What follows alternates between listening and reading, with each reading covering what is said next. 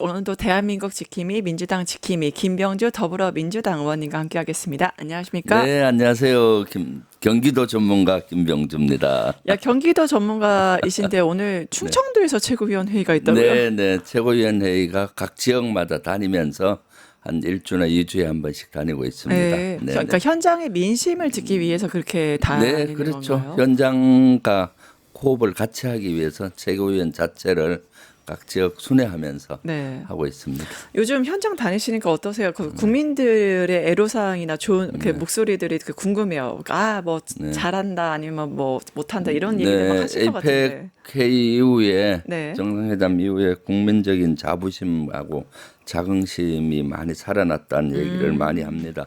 특히 윤석열 정권 때 잼버리 행사라든가 뭐 엑스포 실패, 12.3 내란 이런 걸로 자부심이 너무 떨어졌는데 이번 이재명 정부 들어와서 에이펙 정상회담을 보면서 트럼프나 시진핑한테 기죽지 않고 할 얘기 다 하는, 그리고 국익을 얻어내는 이재명 대통령 보면서 요새는 TV 볼 맛이 난다. 자부심이 느낀다라는 거고요.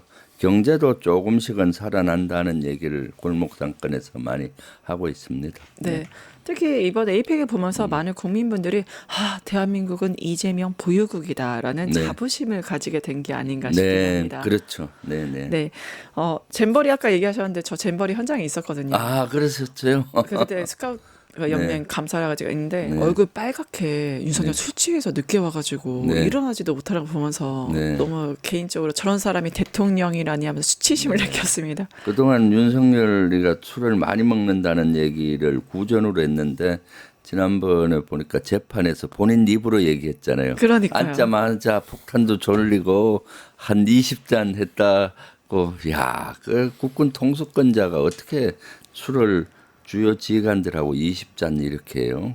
고주망태가 될 때까지. 네. 지정 생존자가 있지 않나요? 원래는 전쟁이라든가 그런 거 대비해서 이렇게 국가 원수를 근데 그런 시스템도 없었던 것 같아요. 늘 24시간 대통령과 주요 지휘관, 주요 직책에 있는 사람은 깨어 있어야 되거든요. 그러니까요. 그래서 저도 군 생활하면서 연대장 이후부터는 저 스스로 주량을 3잔으로 제한했어요. 원래 주량은 어떻게 되십니까? 뭐 소주 한두 병은 마셨는데 3잔 정도까지는 그래도 무슨 사항이 일어났을 때 이성적으로 판단하는데, 그래서 늘 깨어있기 위해서 술도 자제하고 마실 경우도 한 3잔 이내로. 지금도 마찬가지예요. 거의 술을 안 마시거든요. 네, 역시 대한민국 지킴이로서 늘 깨어 계신 김은주 의원님이십니다.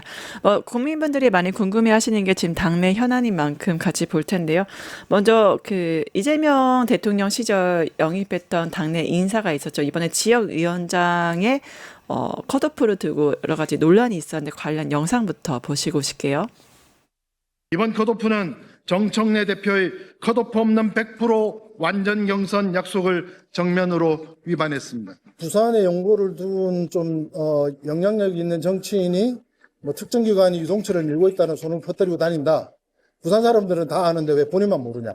라는 식의 추궁식 질문을 계속 이어갔고, 뭐 친 이재명계이기 때문에 불이익을 당했다라는 말들이 많은 걸로 알고 있습니다.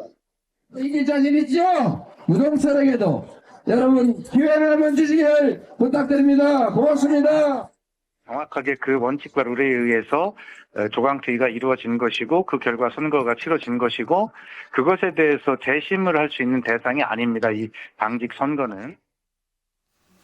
네, 특히 유 위원장 같은 경우는 뭐 알려진 바로는 이재명 대통령이 인재 영입하신 분이고 또 뭐 돌격대장이다라고 되게 상징성이 있다고 알려져 있는데, 이 컷오프를 두고 뭐 명청대전 아니냐 아니면 내부 지도부 최고위원 그 지도부 안에서도 이거에 대해서 비판이 있었던 게 아니냐 이런 얘기들이 있습니다. 어떻게 보세요? 물론 최고위원이시니까. 명청대전 이런 건 전혀 아니고요. 네. 실제 이것은 조직 강화 특별위원회에서 서류 심사하고 면접을 해서 그 규정에 의해서 점수 차이가 많이 나는 경우는 이제 탈락을 시킨 거거든요. 그래서 지도부에서도 이거에 대해서 토의를 했어요. 결과를 보고 받았거든요. 네. 그래서 컷오프 없이 했으면 좋겠다는 게 사실은 정청래 대표의 생각이었고, 그래서 왜 여기에 빠졌냐라고 했을 때 네. 여러 가지 심의해 보니까 좀 많이 부족하다 해서 조직 강화 특별위원회 설명을 들었거든요. 네. 그래서 그것을 최고위에서는 다 수용을 했고요. 그런 사항입니다. 네.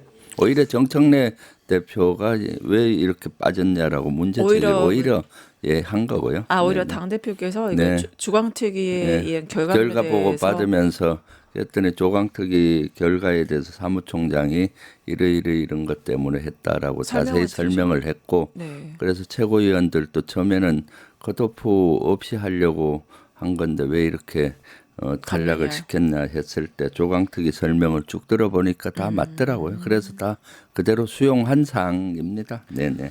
네, 아무래도 이해찬 그 당대표 계실 때부터 네. 더불어민주당이 시스템 네, 공천에서 그럼요. 유명했잖아요. 네. 그렇기 때문에 당내에서 어떠한 엄중한 절차에 따라서 진행하신 게 아닌가 싶긴 합니다. 그렇죠. 아마 당에서도 왜 떨어뜨렸는지에 대해서 구체적으로 얘기하기 어렵죠. 왜냐하면 개인 신상 정보와 관련되기 때문에 그러다 보니까 뭐 이런 오해도 있고 하는 건데 조강특위에서는 제가 들어보니까 원칙과 규정에 따라서 진행을 한 걸로 그렇게 알고 있고 최고위에서도 그것을 받아들인 그러한 사항이라고 보시면 됩니다. 네. 민주당 상황은 이렇고 또 장동혁 무엇을 꿈꾸는지 모르겠습니다. 우리가 항상 통합의 정신을 얘기할 때 5.18 참배를 하는데 결국은 참배 못했잖아요. 이 그렇죠. 현상 어떻게 보셨어요? 아니, 애초부터 장동혁이 광주행은 광주에 대한 도발이죠. 왜냐하면 5.18 민주묘지는 어떤 의미입니까? 민주주의와 인권의 상징 아니겠습니까? 네. 민주주의와 인권의 성지인데 민주주의를 파괴하는 내란 동조 세력이 특히 장동혁이는 이러한 것들에 대해서 참여 없이 2.3 참배하러 간다는 강주에 참배하러 간다는 것은 5.18 민주모욕의 모독이죠. 민주주의의 모독이고 강주의 모독이고요. 가기 전에 내란 세력과 끊고 단절하고 여기에 동조했던 것에 대해서 깊이 반성하고 그런 다음에 가야 되는 것인데 지금 상황에서 가는 것은 말이 안 되는 거죠. 그러니까 강주 시민들이 분노하는 거 아니겠습니까? 네, 네네. 맞습니다. 광주에 네. 대한 모욕이고 모독이다. 한덕수 네. 총리도 가서 이제 네, 발언했고 굉장히 네. 참배 못하고 왔잖아요. 네네. 여러 가지 상징성이 있지 않을까 싶긴 그럼요. 합니다. 12.3 민주묘역에서 희생되신 분은 왜 희생됐습니까? 5월 17일 날 그 전국 비상계엄으로 확대되면서 군합발에 군인의 총칼에 희생되지 않았습니까? 12.3 내란도 이러한 형태의 쿠데타인데 네. 이것을 옹호하는데 그럼 아픔을 두 번이나 아프게 하는 거 아니겠습니까? 네. 그러니까 내란을 동조 세력인 국민의힘 장동혁 세력은 내란과 완전히 단절하지 않고는 그렇죠. 5.18 민주묘역에 참배할 자격조차 없다라고 생각됩니다. 네, 결국엔 내란에 대한 통렬한 사죄와 반성 없이는 이제 5.18 광주에 찾을 자격도 없는 것으로 네, 네. 보입니다. 네. 또 사람들이 국민들은 잘 모르시니까 오늘 워낙 그네 최고 네. 이제 이끄셨던 분이셔서 다들 궁금하신 지점이 합참. 네. 그러니까 합참 장군이 전부 교체됐습니다. 이거를 평가는 사상 초유의 일이다 네. 이렇게 말이 나오는데 네.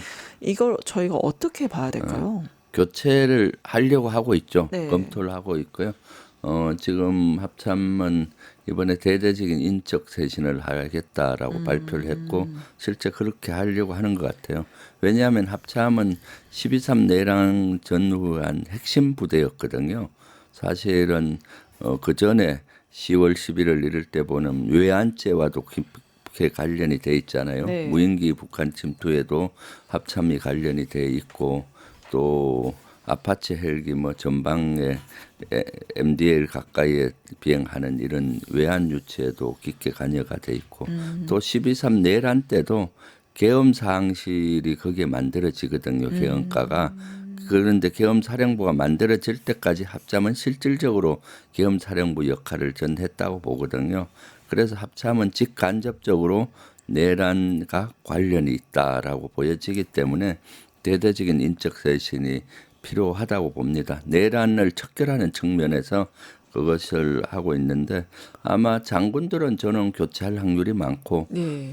중령들하고 대령들은 원래 합참에 가면 2년 근무를 해요. 네. 2년 근무 이상자들은 교체를 하고 이 2년 이내도 아마 내란과 직간접적으로 관련 있는 인원들은 교체를 할 걸로 보여집니다. 네, 그렇군요. 그래서 아마 이게 대규모 60년 만에 대규모 물갈이만큼 굉장히 반발이 좀 있을 것 같기도 합니다. 아무래도 네. 왜냐하면 내란과 외환이 다 죄를 저질러서 이게 교체를 한다지만 내부적으로는 지키려고 할 것 같아서 좀 걱정이 되긴 하는데 상황 지켜보고요.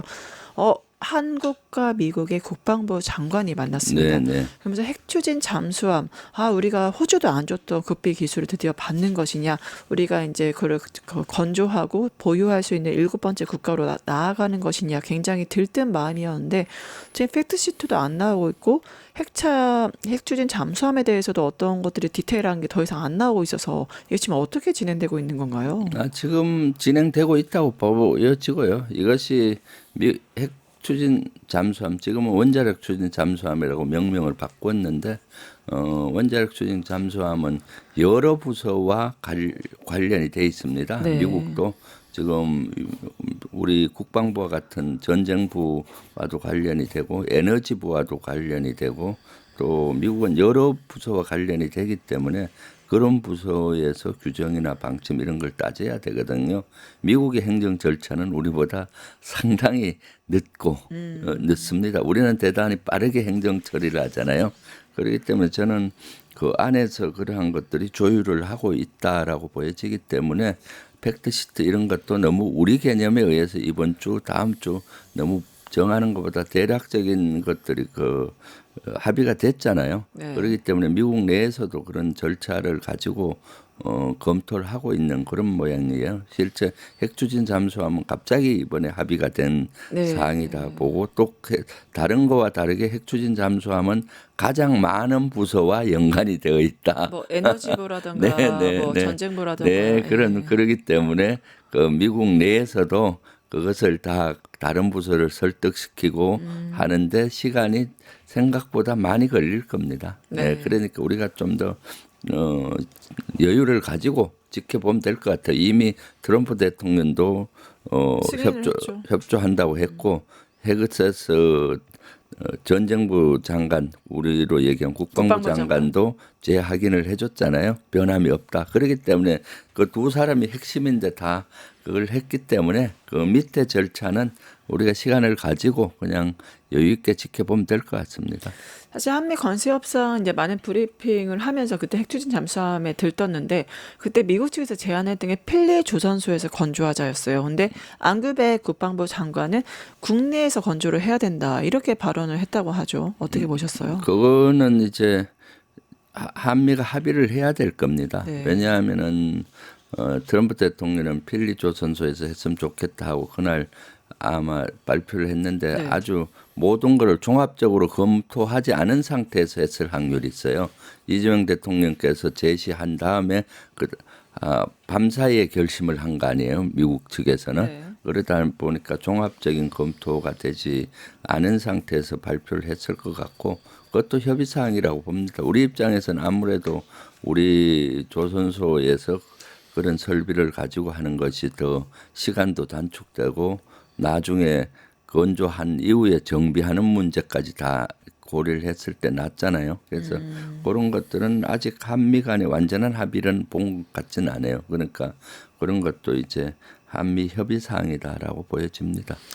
그리고 이게 동북아 그 국제 정세, 특히 동북아는 정말 안보적으로 좀 민감한 지역이잖아요. 북한도 있고 뭐 중국도 있고 러시아도 있어서 그래서일까 핵추진 잠수함 얘기가 나왔을 때 이게 안보적으로 이제 암스 레이스 그다음에 군비 경쟁 시스템으로 가는 거 아니냐. 일본도 중국도 다 이런 식으로 자국의 안보 강화를 위해 이미 일본은 군사 대국화로 지금 가고 있는 네. 상황에서 이거 촉진하는 게 아니냐 이러한 반응도 좀 있습니다. 일단은 뭐 원자력 추진 잠수함은 우리 국방 주권의 문제고요. 네. 주변국을 고려하지 않고 우리가 주권의 문제이기 때문에 너무 신경 쓸 필요는 없고요. 네. 그럼에도 불구하고 주변국 사항을 보면은 중국과 러시아는 원자력 추진 잠수함을 이미 보유하고 있고 일본과 북한은 원자력 추진 잠수함을 갖겠다고 선언은 이미 한 상태예요. 네. 그렇기 때문에 우리가 이번에 미국을 설득시키기가 좀 더 쉬웠다고 보여집니다.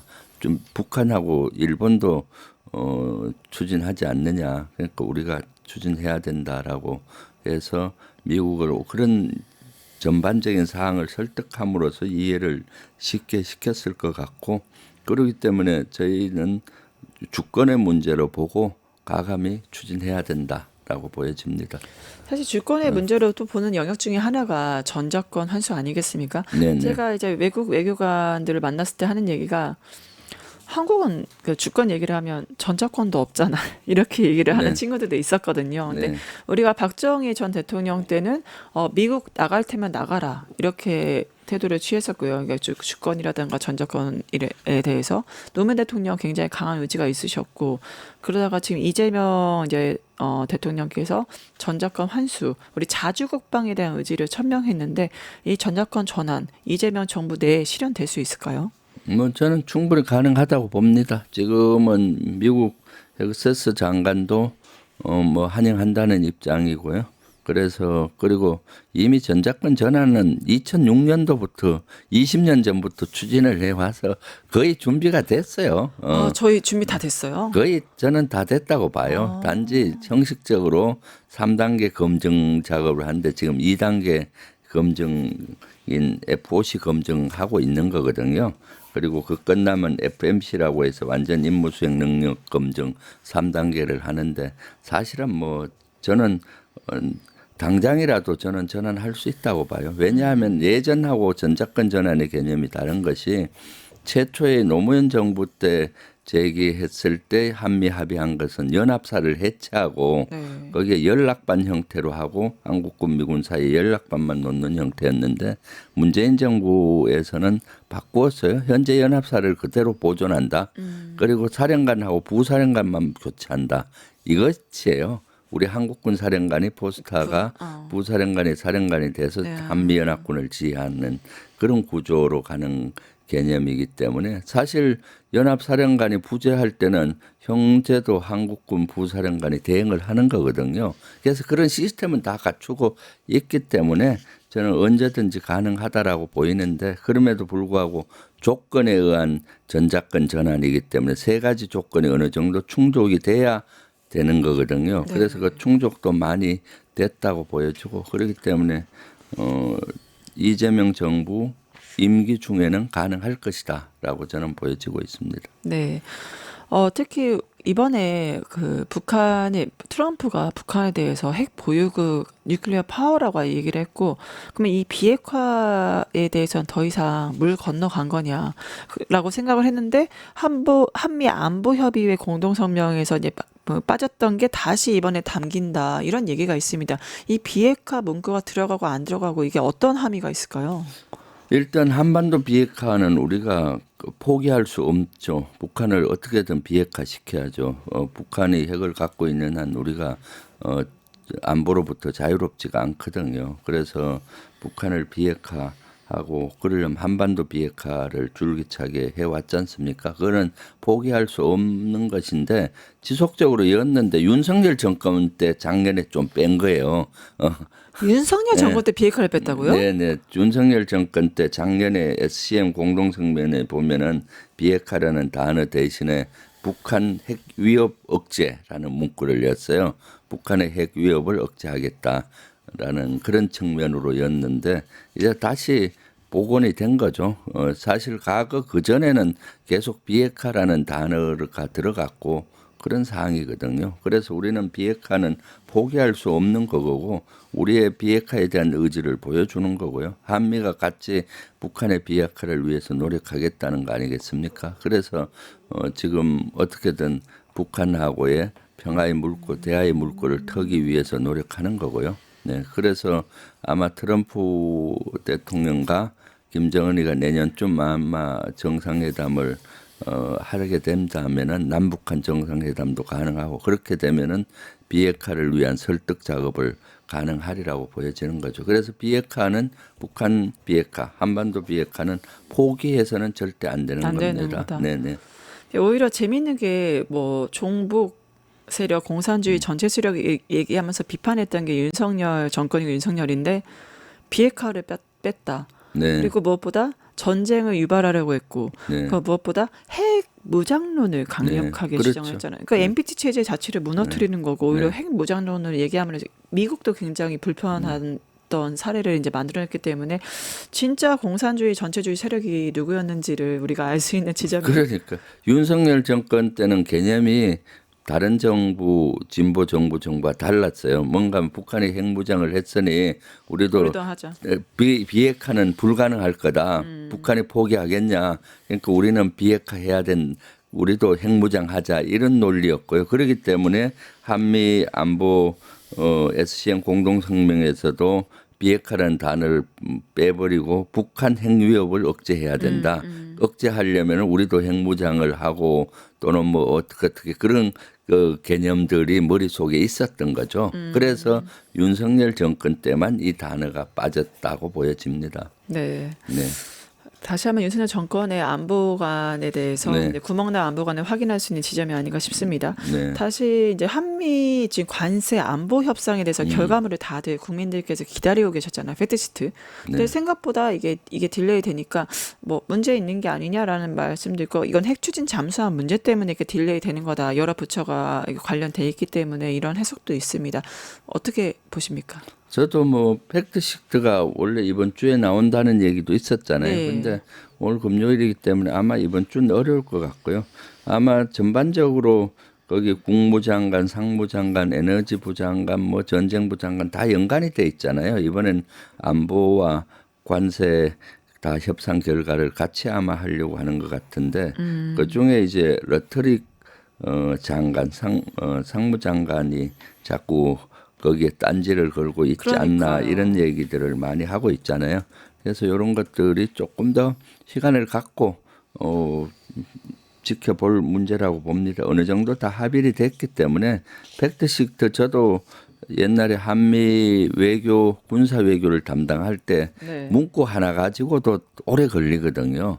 이 문구가 낫냐 저 문구가 낫냐 우린 이 문구 여야 된다 빼야 된다 이런 거기 때문에 그런 거 한두 개도 걸리면은 또 오래 걸리거든요. 그래서 그런 관점에서 볼 필요가 있겠다 싶습니다.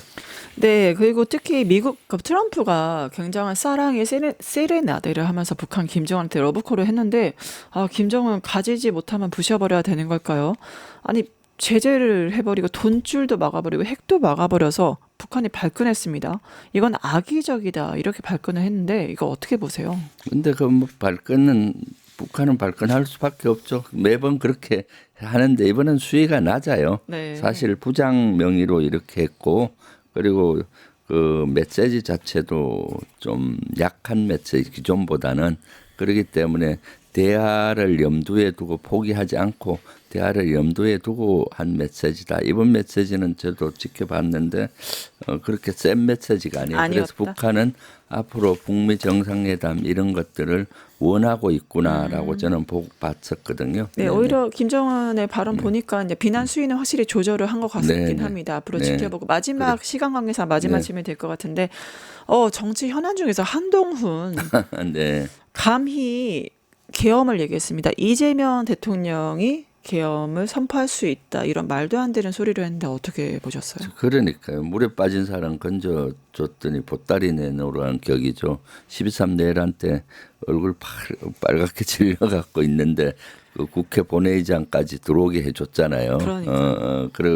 그래서 본인의 목숨을 지켰으면은 진짜로 고마워해야 되는데 근검 는 가짜 뉴스로 국민 불안을 자극하고 있지 않습니까? 네. 윤석열이가 뭐 총 쏴서 하겠다고 하니까 네. 윤석열에 대한 그거를 왜 이재명 대통령한테 이렇게 다시 겨루는지 모르겠어요. 그러니까 윤석열한테 계엄이라는 단어 빼놓고. 말도 안 되는 거지 않습니까? 그러니까요. 네네. 그 국민들은 아직도 12.3 내란 불법 계엄에 대한 트라우마를 갖고 있는데 본인이 어떤 존재감을 부각하기 위해서 이렇게 공포 정치 독재자의 전형 이런 단어를 쓴다는 것은 저는 한동훈도 역시 윤석열처럼 오랫동안 같이 한솥밥을 먹은 검찰로서 윤석열 같은 DNA를 가지고 있지 않나라고 저는 개인적으로 생각하고 있거든요. 네, 네네. 맞습니다. 그래서 국민 불안을 조장하는 한동훈이야말로 바로 개헌 그 자체가 아닌가 싶긴 합니다. 네, 그럼요.